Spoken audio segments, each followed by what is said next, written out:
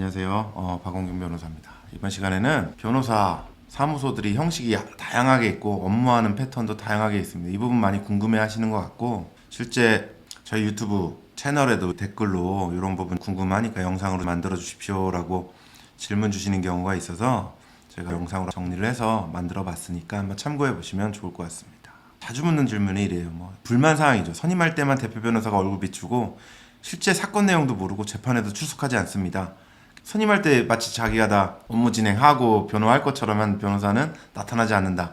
이런 불만을 제기하시는 경우들이 많이 있는 것 같아요. 변호사무소 종류와 구성에 관해서 우선 설명을 드릴게요. 변호사법에 있는 건데, 제일 먼저 법무법인이 있습니다. 이걸 일종의 회사라고 보시면 돼요. 변호사들이 많아요.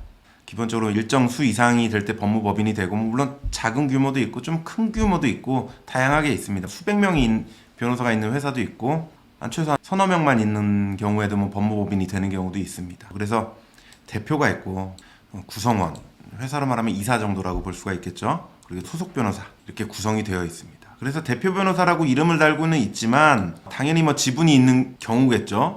근데 월급을 받는 사람일 수도 있는 겁니다. 구성원 변호사라고 하는 것은 파트너 변호사로 해서 법인 등기에도 들어가는데 지분이 있는 경우가 대부분일 테고 고용일 수도 있습니다. 소속 변호사도 어서 변호사라고 보통 표현을 하는데, 이제 고용 변호사죠. 월급을 받는 변호사라는 겁니다. 대부분은 지분이 없고 고용관계, 월급 받는 변호사라는 거죠. 그 회사에 소속된.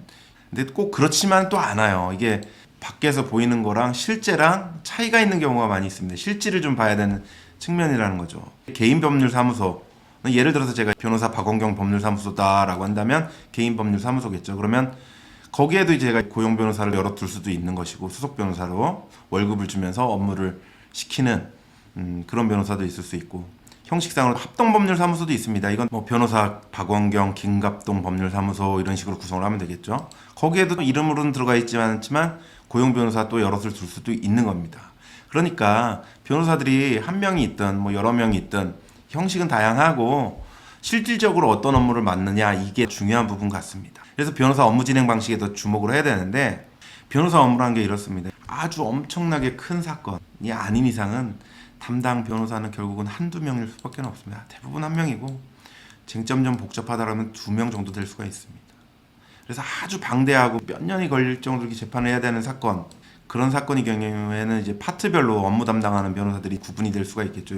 이쪽 쟁점은 이 변호사가 하고, 이쪽 쟁점은 이 변호사가 하고, 여기는 또 다른 변호사하고, 이렇게 구분이 되는 경우들은 있을 수 있습니다. 그래서 형식과 실질이 꼭 맞지가 않는다라는 겁니다. 그래서 대표 변호사이면서도 실제 서면도 쓰고 변호에 관여를 하는 경우도 있고, 소속 변호사로 돼 있으면서도 실제 사건에서는 이름만 들어가 있지 변호 관여가 안 되는 경우도 있습니다. 여러 가지 이유들이 있겠죠. 업무 분담 체계에 관해서는 실질적으로는 어떤 업무를 할지에 관해서 미리 약정으로 정해놓지 않는 이상은 왜 담당하지 않느냐, 이런 클레임들이 발생하는 경우가 있는 것 같아요. 그래서 대표나 구성원 변호사는 일반적으로는 보통 구술 변론 참석을 한다 하더라도 재판 출석해서 변론하는 부분 위주로 하고, 소속 변호사는 업무 보조, 그러니까 서면 작성을 하거나 가서도 변론을 할 수도 있겠지만, 이렇게 분담이 되는 경우들이 많이 있는 것 같아요. 꼭 그렇지만 않지만 개별 사건별로는 틀릴 수 있습니다. 근데 재판이란 게 이렇습니다. 변호 과정도 그렇고 재판하거나 변론하는 것 자체보다는 그 준비 과정이 훨씬 더 시간이 많이 듭니다. 제가 하루에 재판 10건을 할 수 있어도 10건의 사건을 준비하는 거는 거의 부지기수로 불가능하다라고 볼 수밖에 없거든요.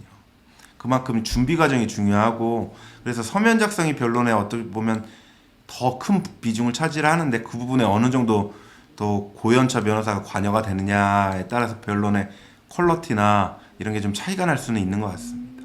그래서 법인 전체 운영만 하는 대표 변호사, 구성원 변호사도 있을 수 있어요. 그러니까 경영만 하는 변호사가 있을 수 있고, 또 영업만 하는 대표 변호사, 구성원 변호사도 있을 수가 있어요. 큰 회사일 경우는 이게 업무가 분담이 되다 보니까 실제 변호사권보다는 대외적인 이런 일만 담당하는 변호사들도 있을 수가 있다는 것이죠. 또 변호의 업무도 하는 대표 구성원 변호사도 있을 수가 있죠. 그래서 저도 선임 계약을 하거나 이럴 때 변호사님 직접 오십니까? 변호사님 직접 관여하십니까? 이런 거 꼭 물어보시는 경우가 있고, 제가 직접 다 담당해야 되는 사건 같은 경우는 그렇게 한다라는 부분을 꼭 명시하거나 약속드리거나 이러면서 선임하는 사건들도 꽤 있습니다. 실제로는 저는 형사 사건이나 뭐 주요한 사건 같은 경우는 제가 거의 직접 담당하는 쪽으로 운영을 하고는 있습니다. 여기서 규모가 커질수록 법무법인이든 회사가 커지거나 혹은 사건 자체가 커질수록 막상 상담에서 선임을 담당했던 변호사랑 실제 업무 담당하는 변호사가 다른 경우가 많을 가능성이 굉장히 높아요. 이거는 회사 구조일 때문일 수도 있고 또 어떤 사건의 특성일 때문일 수도 있을 것 같아요. 그래서 이런 부분이 불만이나 클레임 사유가 될 수 있기 때문에 선임을 하실 때 이 부분 아예 뭐 계약서에 명시를 하든지 약속을 받아 놓든지 하시는 게 좀 안전하지 않을까 이렇게는 좀 생각을 합니다. 왜냐하면 변호사의 경력이나 연차를 보고 선임을 했는데 막상 재판 담당은 그렇지 않은 변호사가 한다라고 한다면 분명히 불만일 수밖에 없을 것 같기 때문입니다. 그리고 아주 큰 대형 법무법인의 경우에는 대표나 구성원 변호사가 직접 관여를 원하거나 희망할 경우에 변호사가 시간을 파는 직업이다 보니까 수임료가 증액이 되거나 올라갈 가능성이 이런 부담이 생길 수가 있겠죠. 그래서 상황이나 이런 거에 따라서 불분명한 것보다는 좀 명확하게 선임 단계에서 얘기를 하시고 상의를 하시고 약정을 하고 명확히 한 다음에 하시는 게 이런 클레임이나 이런 거를 하실 이유가 없게 될 방지할 그런 방법이지 않을까라는 차원에서 대략적인 변호사 사무실 운영 방식이나 이런 것들을 영상으로 설명을 드리게 됐습니다. 본 영상과 관련해서 궁금하신 부분이 있으면 언제든 질문 주시면 제가 아는 한도에서는 다 답변 드리고 영상에도 반영하도록 하겠습니다. 감사합니다.